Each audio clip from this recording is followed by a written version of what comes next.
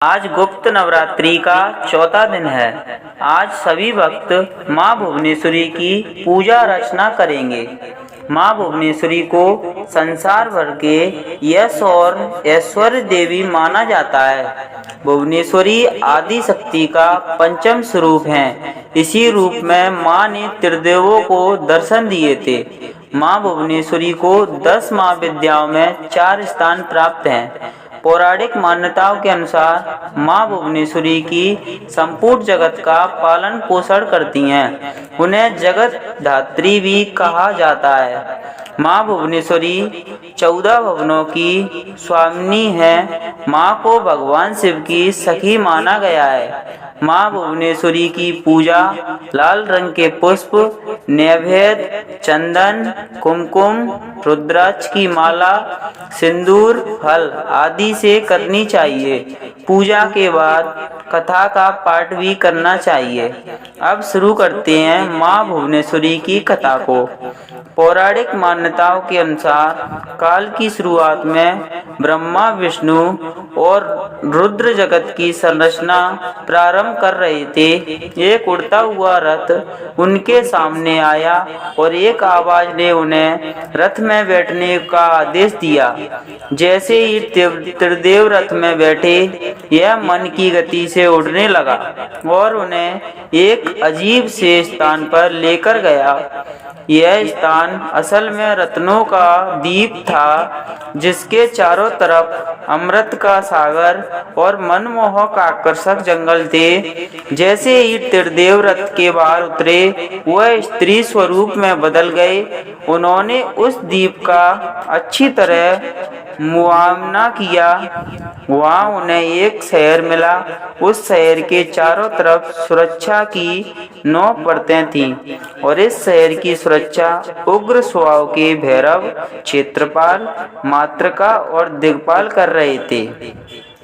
जैसे ही वह शहर के अंदर गए, शहर का सौंदर्य और विकास देखकर मंत्रमुग्ध हो गए। आखिरकार वे शहर के अंदर स्थित मुक्त राजमहल में पहुंचे, जिसका नाम चिंतामणि गृह था और जिसकी सुरक्षा गोयनियां कर रही थीं। यह शहर सिरपुर था। देवी भुवनेश्वरी की राजधानी को मणिद्वीप की रानी थीं। जैसे ही त्रिदेव महल के अंदर घुसे, उन्हें देवी भुवनेश्वरी के दर्शन हुए। उनकी छटा लाल रंग की थी।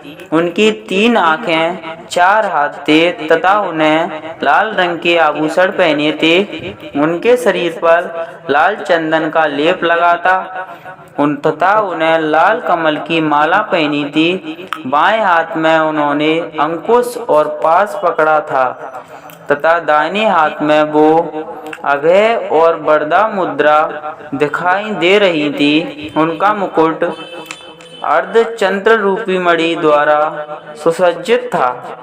वह त्रिभंग भैरव की बाई गोद में बैठी थीं, जो श्वेत वर्ण के थे। उन्होंने श्वेत वस्त्र पहने थे। उनके बाल उलझे हुए थे तथा उनके सर के ऊपर ही अर्धर चक्र एवं गंगा व नदी थी। उनके 5 चेहरे थे तथा हर एक चेहरे में 3 आँखें थी। उनके 4 हाथ थे तथा उन्होंने त्रिशूल फरसे लेने के साथ वरदा और अभेद मुद्रा भी प्रदर्शित की हुई थी। देवी भुवनेश्वरी और त्र्यंबक भैरव पंचप्रेत आसन पर विराजमान थे।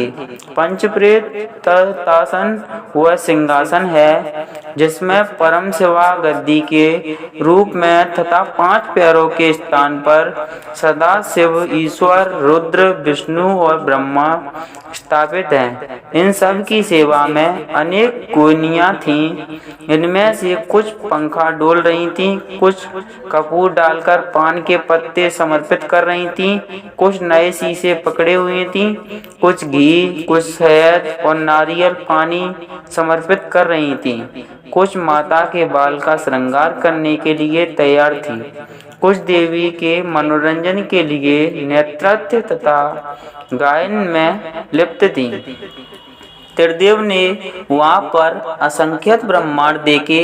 हर ब्रह्मांड में उनकी तरह ही त्रिदेव थे और यह सब उन्होंने माँ भुवनेश्वरी के पैरों के नाखून से ही देख लिया।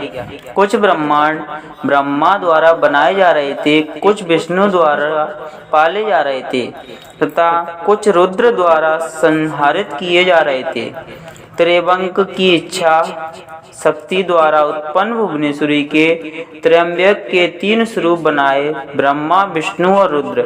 इस तरह त्रिदेव त्रिवंक के ही 3 रूप हैं।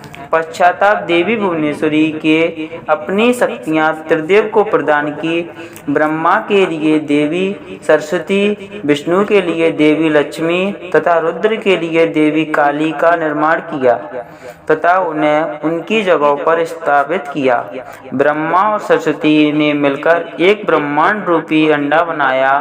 रुद्र और काली ने इसे तोड़ा जिससे पश्चाताप स्वरूप में आए। इसके बाद पंच तत्वों का उपयोग कर ब्रह्मा और सरस्वती ने संपूर्ण ब्रह्मांड की रचना की तथा विष्णु और लक्ष्मी ने इसके पालन पोषण का हर कार्य किया।